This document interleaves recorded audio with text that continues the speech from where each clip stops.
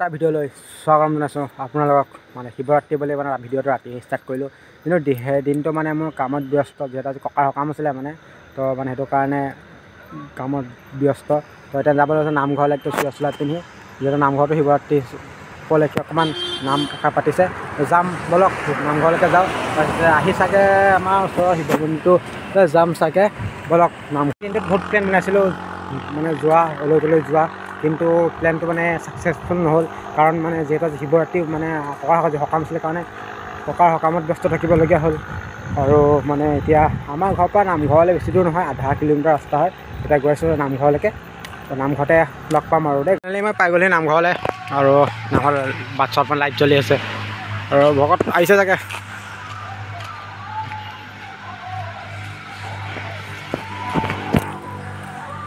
পাই গ'লো নামঘৰত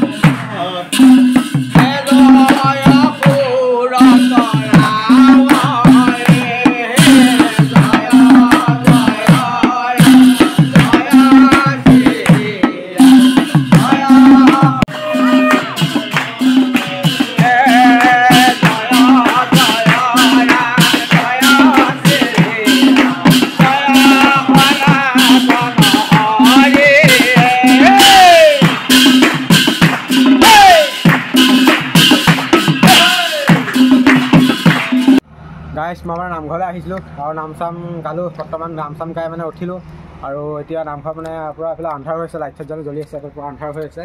আৰু আন্ধাৰ এইফালে মোৰ লগৰটো আছে এইফালে এইটো মোৰ লগৰটো আৰু এইফালে পূৰা নামঘৰ লাইট চাইট জ্বলি আছে তো